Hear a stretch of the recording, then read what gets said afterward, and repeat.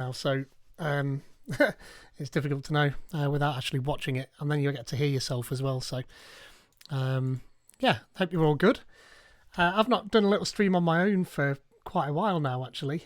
So I thought I'd come on, and I was sort of spurred on by the people over at Uno, actually, to have a look at their platform and see what I could get working with the Raspberry Pi. So if I just switch over to my browser, then if you don't know what Uno is, then it's a cross-platform UI framework. So that means that you can make basically UWP apps for anything from obviously Windows through Android and iOS and Linux and my Raspberry Pi now, in fact. And from the reading I've done, it appears dead easy to get started with as well. This is my little voyage of discovery doing this. So what you're going to see is me learning how this works. So I've not even installed the templates or anything yet. So it'll be interesting to see how that gets on. I mean, I don't know if anybody's there or anything yet, but obviously make sure that you can hear me. If you can't hear me, then do tell me in the chat, because I've got no idea if you can hear me or not. But I'm relatively novice at doing this sort of stuff.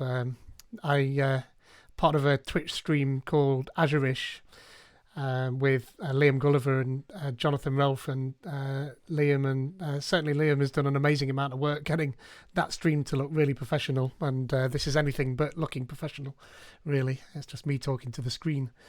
You should be surprised that I'm cut out here with the chroma key. Either way, Uno platform. So normally, of course, for platforms like the Raspberry Pi, then you'd be resorting to for graphical stuff to things like GTK, which I had to play with some while back now, and I used the Mono framework to be able to have a back end there in C#, but I didn't particularly get on with it well. But I've been doing XAML and WPF and stuff like that for a good long time now, and obviously UWP is a cousin of that, if you will.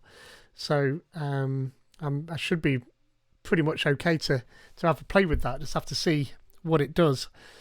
I am interested as to whether or not you can hear me or not, so I'm going to actually tune into my own channel and make sure that you can hear me. Let me have a look, because watching me is what you wanted to do, isn't it? But if you can't hear me, then it's a bit pointless. Oh no, you can. That's good. I can close that. So, oh hey Mert, how's it going? Nice to virtually see you. So yeah, I mean, this is the Uno platform homepage, and they obviously give you a basic introduction about what they're all about here. Yeah, the first and only UI platform to use a single code base across Windows, WebAssembly, iOS, macOS, Android, and Linux. And it's a bit like Xamarin, souped up Xamarin almost. Where we get all of these different platforms together. Only we get the Linux variety in there as well. So that's the part that spoke to me when I was looking at it. C# and XAML, which is what I mentioned earlier. And then your own choice of IDE. Now, I'm going to do all of my stuff in VS Code, actually. But, I mean, the first Hello World application, which is where I'm hoping to get to. I mean, if I can get a Hello World application working in this stream, then I'll be happy at that point. I've got no idea what I was going to do after Hello World, actually. But we can have a look and see how it works after that. And then, yeah, there's a gallery of apps there, and WebAssembly as well. So write XAML live in your browser as well. So it sounds like, you can do quite a lot with Uno. There's some information about getting started here on their page. And I'd be starting in two different places, of course, with getting the new templates. And actually, there's some pre-release templates, and I think specifically the Raspberry Pi stuff is included in the pre-release stuff. So over on the NuGet gallery, they've got this dev branch here, and as far as I can work out, this is the branch that I need to be using. And again, I'm likely to come across problems because I've not tried this offline yet, because I wanted it to be kind of a bit realistic, see what it's all about. So that's what that is. And then there's a bit about Linux on here as well. And they've been porting Windows native apps across, and so they did this Windows calculator, which is fantastic. So this is, effectively the same source code as you have on Windows, but somebody has managed to port it to Uno and get it running on Linux, which is pretty cool. I like that. I think they put out a tweet recently as well asking for some ideas of native Windows open source apps that they could port across just to show the power of what it can actually do. So that's cool. I mean, what I've got, just to tell you what I've got here. Actually, I've got down here. I've not usually I'd set a camera up, but I've not done that today. But I've got a Raspberry Pi 4 with the latest. I think it's Raspbian Buster, isn't it? The latest one installed on there. And I've created a Samba share on there as well, just to make my life a bit easier. There's a few other ways of doing what I'm doing there to get the code on the Pi, but this works quite well just for demo sort of stuff. So that's going to let me, when I get to that point, edit the code on this PC here, but run it on the Pi down there using either PuTTY or directly in a VNC session, which I also have running. So I've got a VNC session sitting here that I've dialed into earlier. And what I've done in here is I've installed .NET 5. I think as far as I can work out, Uno supports both .NET Core 3 and .NET 5 as well. So I've gone with .NET 5 because that's what I already had installed on my Pi. And I've got a blog post here, some shameless plugging, but to get .NET installed on the Pi, there's actually quite a few steps, but I've created a single line install script to get the latest version of .NET 5 installed on your Pi. So you just run that one line and then reboot your Pi, and .NET 5 is up and running. So that sort of removes that friction from that particular point there. So that's cool. So tell you what I'll do first then, actually, is over here, I've got this share directory, which is my Samba share. But if I, let's make a directory called Uno, and I'll do all my stuff in that Uno directory. So if we do .NET new console, just so we know everything's working, and stick that in a console1 directory. I just want to sort of baseline everything and just make sure that it is doing what we expect it to do at a .NET level before I start with the Uno stuff, in case it doesn't work and it's my fault or something I've done. So we should have a console1 directory now. So in there we can do a .NET run, and we should get just hello world spat out on the console. I've made these fonts big, so hopefully they're all big enough for anybody that's watching as well. Hello world. So that's good. So we know that .NET is actually working. So what I'll do is I'm just going to get VS Code open. I can dial in and I can see that share directory. You would have thought I would. That's interesting. Have I got more than one Pi?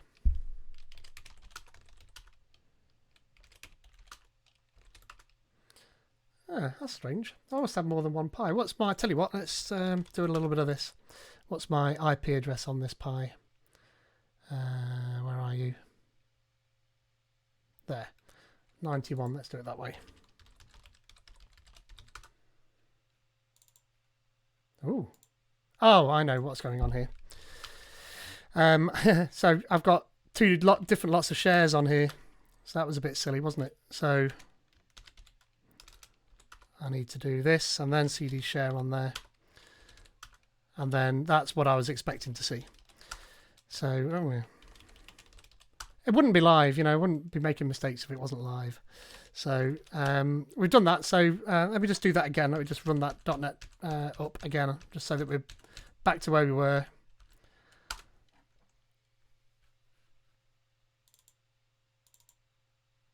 And then I can open that in code. Zoom in. And this is dead simple stuff here, so it's just doing a console.writeline for hello world. So, I mean, this is just baselining .NET 5 just to make sure that it is doing what we're expecting it to do. But this also shows that I can edit the code that I've spun up on the Pi there to make sure that that's all working. But that's not what we want to do. We want to see if we can get the Uno platform working. So let's have a look what we can do. So if we go across to the browser again, we're going to need to install the .NET, the Uno project templates here. So handily in the NuGet page here, it actually gives you the command for that. So .NET new install. I'll zoom in a little bit, might be a bit easier for people. .NET new install Uno project templates. So I can paste that into here. Well, actually, let's just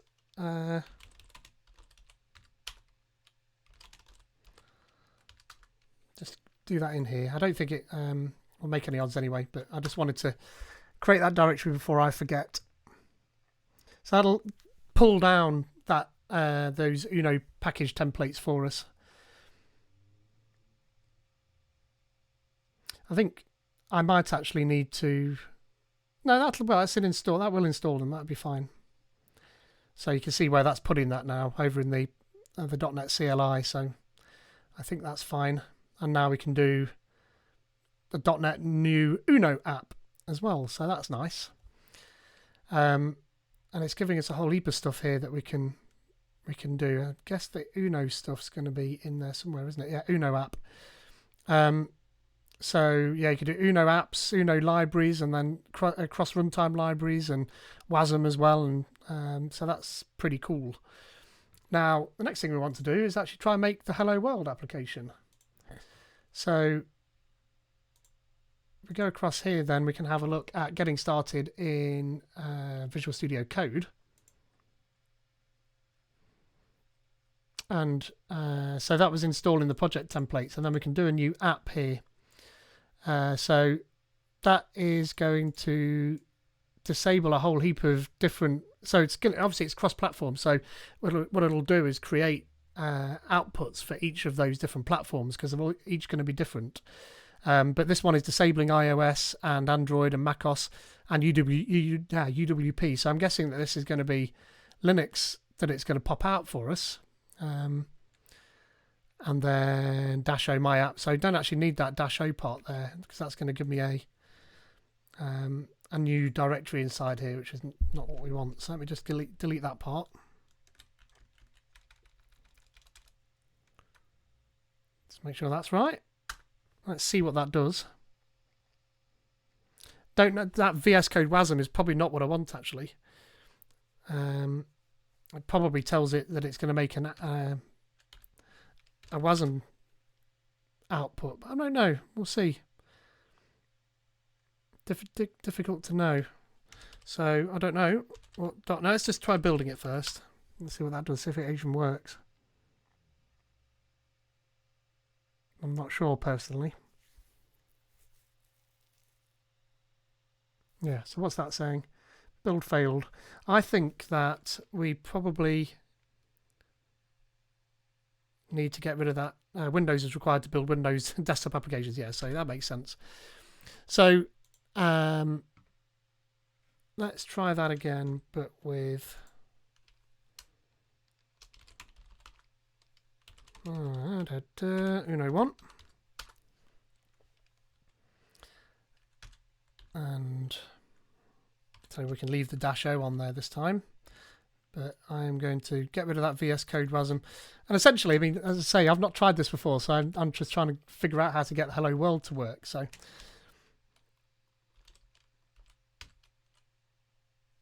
and if we get rid of this off the end, let's just have another look at the documentation there.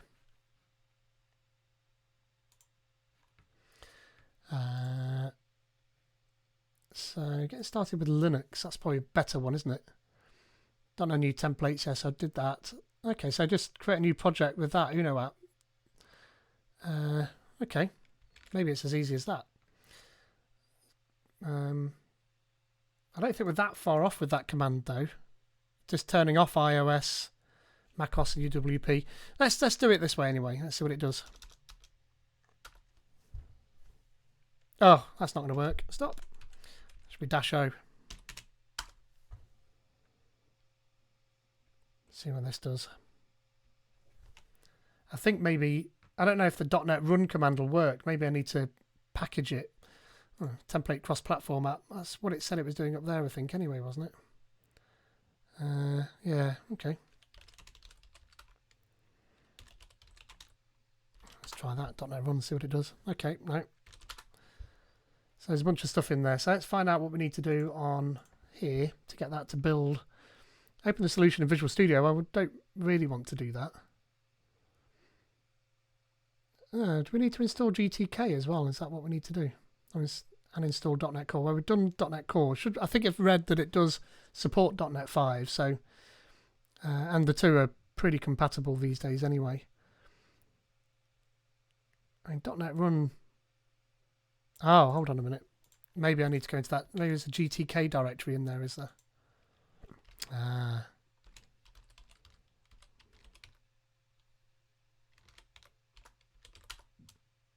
Okay. What's that do if I run that?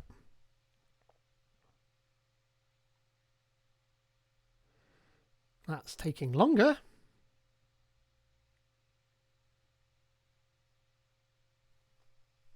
I mean, building this actually on the Raspberry Pi is not what you'd really want to be doing. I've given other talks and I've got some code samples out there how you can build this actually on your main dev machine, and then you can push those changes and run them and debug them directly. This would be a slightly different format to that because it's going to be running up a UI, of course, and I was talking about console apps. So I'm not sure how we would do that, but there's bound to be some documentation there for it. So that's not fast, I can tell you that. And this, again, this is a Raspberry Pi 4. But again, this isn't how this is envisaged, I guess, is you wouldn't be running it directly on here. However, maybe it is fast and I've just misunderstood something, because back on here, I'm sure that it said that we need to set an environment up as well. Yeah, a launch profile for that, environment for display 0. Maybe we need to do something like that. So we need to set an environment variable to say that it's going to be display 0. Maybe it is actually running. It's just that we can't see it. Although that said that it was cancelling the build. So I'm not sure. Maybe that was building. I mean, there's a few different things that we could do. We could build that on my local machine, and then build it and target Linux, I guess. But I wouldn't mind trying to get it just working like that to begin with. But we'll need an environment variable to do that by the looks of it, maybe, just to tell it that we need something like this, maybe. Now, I'd found a post recently by Ian Bebbington, so if I just drag that onto the screen, where he's actually gone through and got this working. And if I zoom in a little bit, so this looks like a fantastic resource. But I mean, I kind of found it and then looked at these instructions and I went, yeah, I can do that. So I thought I'd keep it up to the side and see what that's all about. But it looks like, so he's using SCP, which I've used before, to copy, secure copy from a dev machine onto the Pi. So that's the clever way to do this, rather than trying to build it on the Pi. But he is adding this environment variable of display 0. So let me just pop that back off to the side again now. Oh, that's completely gone now. I don't know where that's gone. Anyway, I'll go back to my UWP session. Yeah, so that's that. Let's try adding that. Let's just do that .NET Run again. It might be that I need to package it and run it differently, or maybe it just is a big old thing that it needs to compile. I'm hoping I don't need to actually install GTK, which I'll look at, shall we, while that's building, perhaps. So that's all about WSL, but it does say install the GTK 3 runtime. So maybe we do need to install that on the Pi. Or maybe you need GTK to build on your local machine. I think that's probably more likely, isn't it? Yeah, Windows and WSL. Yeah, quite right, Jerome. I'd missed that. So this is so that you can actually do the coding side on your actual Windows machine. and yeah, using it on Linux. So we don't, but it does say we need to install GTK plus 3. So maybe that would help as well. I'm guessing. I don't see anything other than that I'm potentially missing. And that's still going. I mean, I've got no idea how long this build on a... Oh, there we go. So it's actually doing something. May not be fully compatible because it's .NET 5. Okay, interesting. So I might need to change the target framework in my CS proj file to target .NET 5 as well, to be fair. Because it looks like that's going to default to full fat .NET framework, maybe. But, oh, look at that! That's cool. So I didn't need to install GTK. That's wicked. So I wonder if perhaps GTK comes as standard as part of Raspbian Buster or something along those lines, maybe. But hey, that is really cool. And I mean, I know it's just Hello World, but having played with GTK and Mono before, I know sort of the process I had to go through to get that to work. And it was more complicated, and working with GTK wasn't particularly nice. And I know working with XAML is quite nice. So hey, GTK's bundled with Raspbian, Jerome says. So yeah, thank you for that.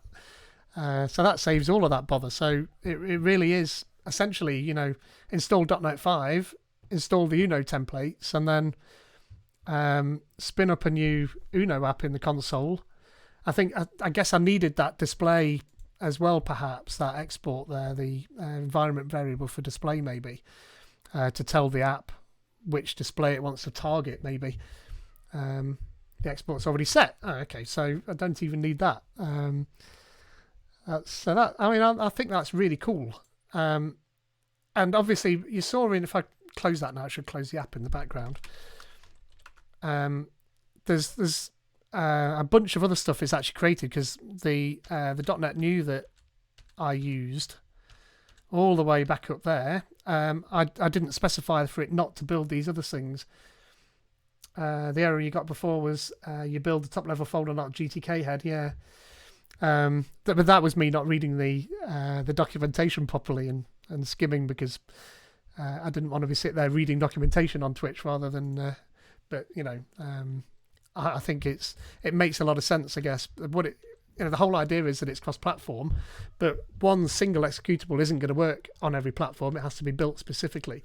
So that's why we've got the individual directories in there. So, I mean, if we go into uno1.droid, have a look what's in there, then yeah, we get activities. If you've done any Android programming, then you get that main activity, which is where the main program calls into, and then everything else drops off that. And then we've got the iOS one as well. Oh, that wasn't the fastest way of doing that. Ugh, and yeah, definitely wasn't. Oh, come on. What is it? Is it? Oh, it's Loho. Of course it is. Yeah, of course it is. I could have done tab at that point. .NET 6 single project is going to help a lot. Yes. Yeah, most certainly. I think .NET 6 will be out... what is it? November? Is it November this year? I think somewhere around then. I think the .NET team are building a new .NET version once a year now, and every other one will have long-term support. So .NET 5 isn't long-term support. .NET Core before it is, but the .NET 6 version will be as well. So that means that you can be guaranteed that there's going to be some support there for at least, I think it's 2 years or something like that, or 3 years. So there's the iOS one. I've not done much iOS programming. Even on Xamarin, I've not done much of that, mostly because I think generally you need a Mac to be able to build that stuff. I don't know if that's the case for Uno, actually. So it'd be interesting to find out from... I'm imagining you will, because Apple tend to lock all of that stuff down quite well. But what I wanted to do is just have a quick look at what that app actually looks like in... So I'm going to open the whole thing in code, whole directory. And that's what we had when I was showing you there. So that's that main activity and main. So that was the Android one, but we were in this GTK one.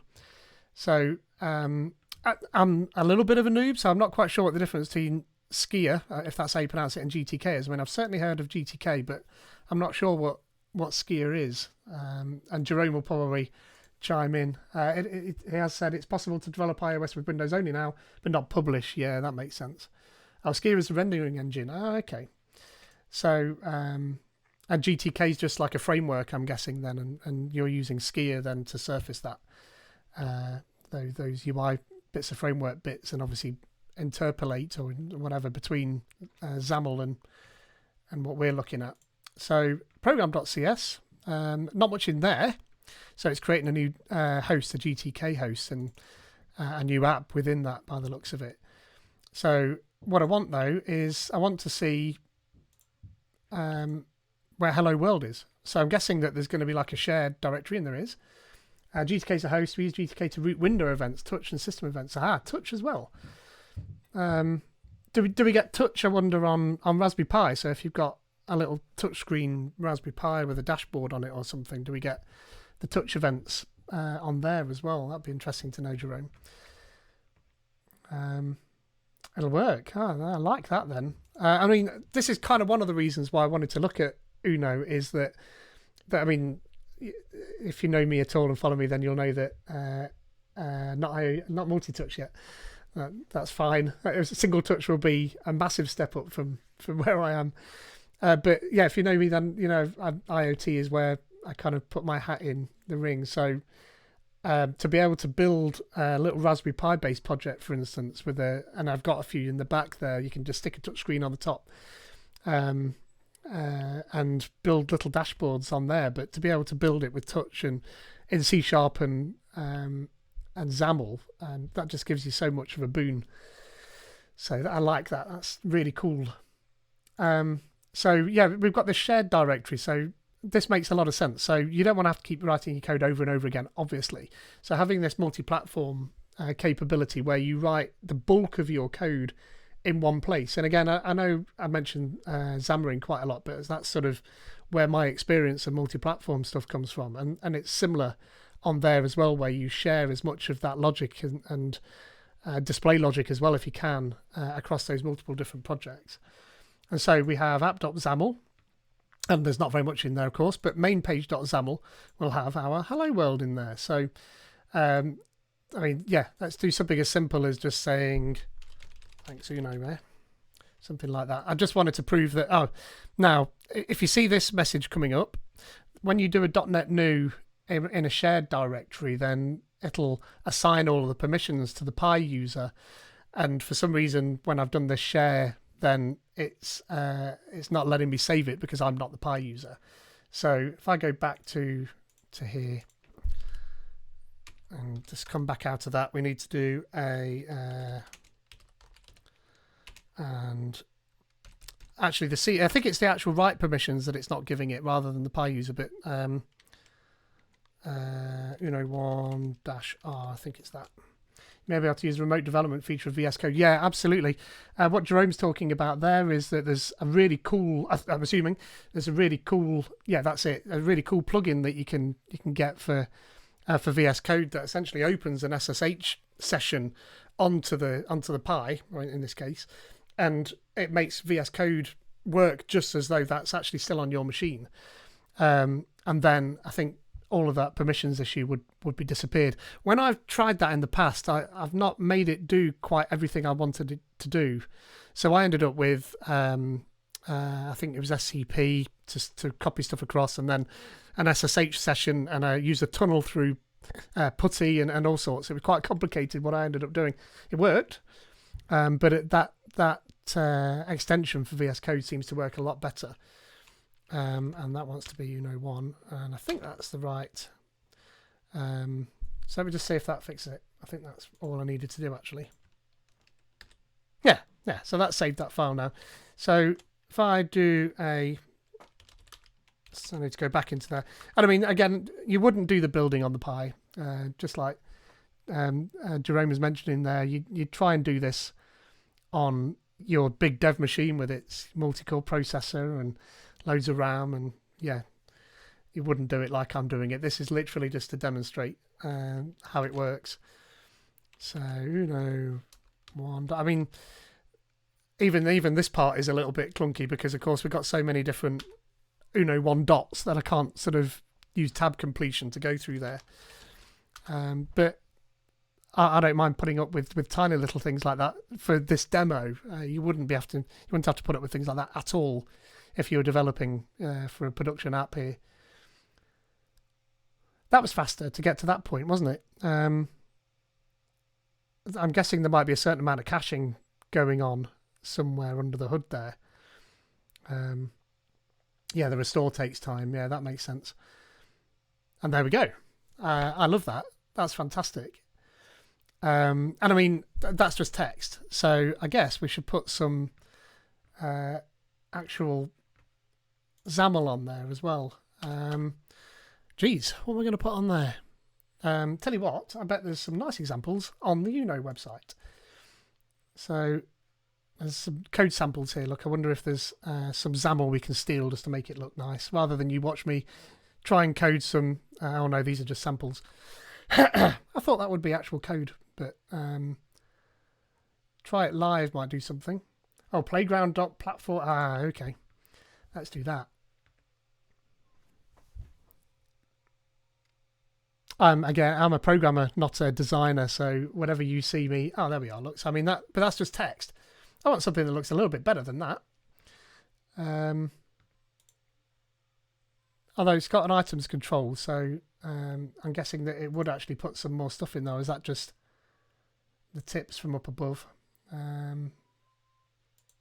You have snippets at the top. Oh, yeah. So you have. Oh, geez. Oh, crikey. Oh, look at that. That looks quite nice. I wonder, though, am I going to need this data to make that work? I might do. I might need something like that. What other snippets have we got? Let's just do something easy like a button. Look. All right. Let's sneakily put that in there. I should just be able to copy that straight in there, I think. Oh, iOS button style. Is that going to work? Don't know. Likely. Let's see. Android as well. Oh, they won't build. Yeah, okay. That makes sense. Well, I just want to see what it does now then. I'm expecting lots of red on the screen in a minute, yeah? I chose a bad example.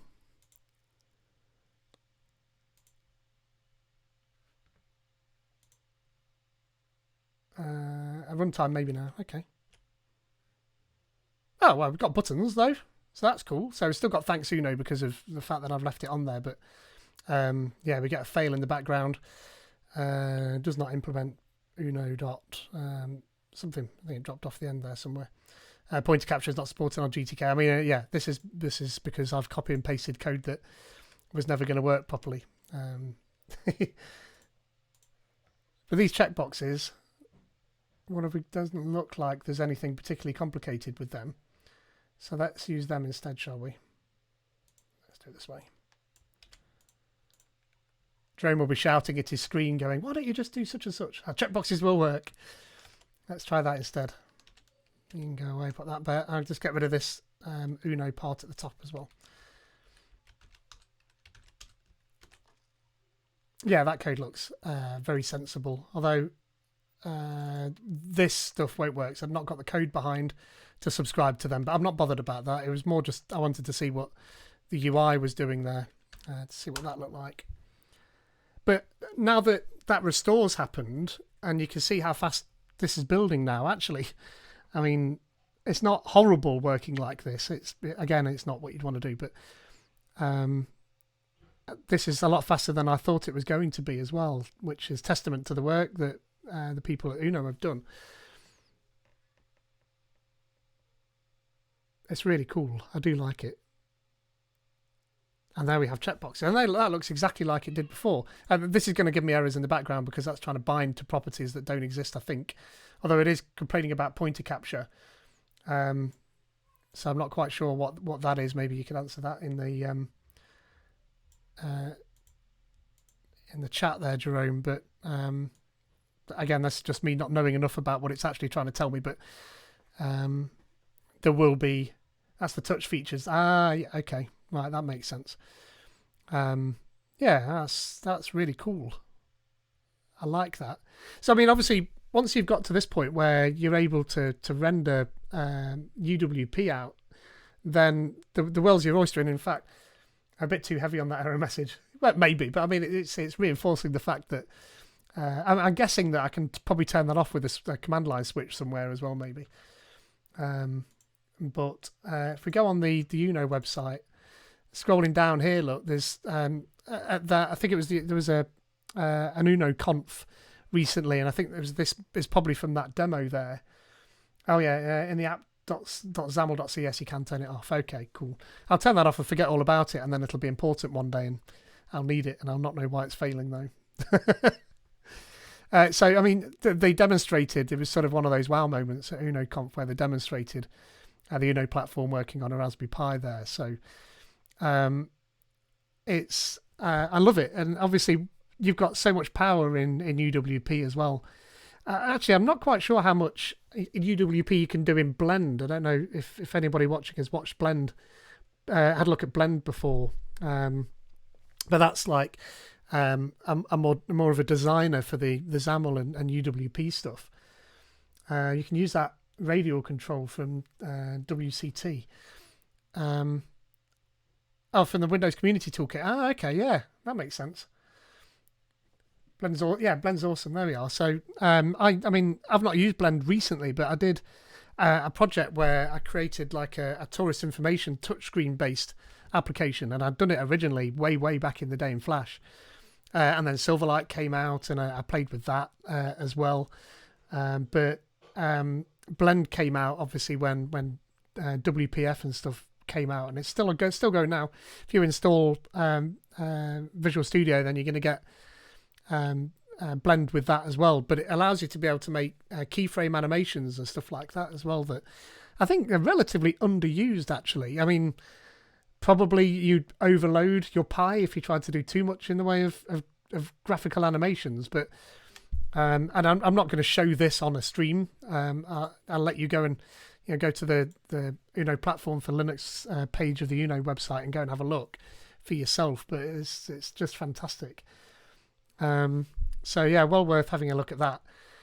And I mean, just to recap, we installed .NET, and then we installed these project templates, and then essentially we ran a single command to create a multi-platform Uno app, and went into the right directory after I figured that part out. And .NET run, and it ran after the restore. It ran, and we had Hello World working, and then I was able to just copy and paste a standard XAML markup into the shared main page.xaml, and you're off and running. And at this point, then the world's your oyster. You can make, I'm guessing, multi-page apps there, and put whatever you like on there. Start pulling data in, and probably what's going to happen is, if I can persuade them to do it, then I'll see if I can ask the Uno folks to give me a hand. And I've got, as I say down here, I've got a Raspberry Pi and a robot arm connected to it with a bunch of servos. And what's really cool is that there's a NuGet package called the IoT device bindings, and that gives you access to a whole heap of Raspberry Pi stuff. Well, it's IoT stuff, but there's Raspberry Pi specific stuff. But there's PWM and servo motors, and so I've got this robot arm connected, and I can move the robot arm around. What I've actually done with my code is I've created a Blazor app, Blazor WASM app with Signal R, and I've got Signal R running between the Raspberry Pi code, which is just a console app at the moment, and the Signal R app, because that was the best way to add some sort of a graphical front end to it. But now with something like Uno, then I could write the whole app to run on the Pi. And I know it's a relatively silly example, but in reality it's not, because you're controlling, I know the servos I'm using aren't, but industrial electronics with a graphical front end all on the Pi then at that point. So I see that as being powerful. I think dashboards are definitely going to be one of the places that people are going to put their effort into for this sort of stuff as well. But I mean, even just that calculator app that they ported across just shows the power. I mean, that's quite a nice looking app actually. I know that the Windows team put quite a lot of effort into that calculator app. So to get that working. I don't know whether Jerome will be able to answer in the chat as to whether or not you had any better suggestions to your tweet that you put out a while back about open source Windows apps that you wanted to port across. I've not seen an answer to that, actually. I didn't keep up with that particular thread, so it'd be interesting to see what the team have been working on to show the power of this particular platform. And we're still looking. Okay, cool. Well, I mean, if anybody has got any good ideas of open source Windows apps that you think would be a good candidate for something like this, I mean, it doesn't necessarily have to be Raspberry Pi, of course. I'd like it to. IoT is a large interest, Jerome says. So good. I like that. Yeah, I mean, it sort of shows off what you can do, I guess, when you do it with something like a Raspberry Pi. But I mean, Alexa even likes that idea. Getting in on the act. Shush now. Alexa, stop. Gate crashing my stream. How rude.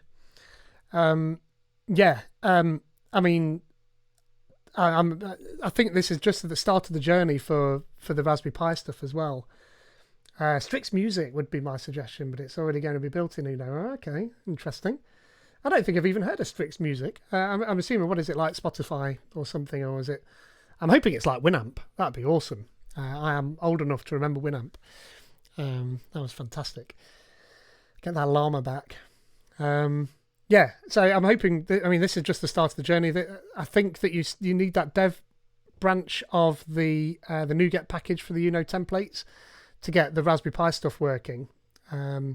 So, I mean, that shows that this is being actively developed at the moment. And from what Jerome says in there, that IoT is of large interest, then I'm hoping there'll be some development resource going that direction as well. And I'm happy to trial whatever you throw out there as well. I mean, the only thing I'm sorry about is the fact that it's taken me this long to actually have a play with it.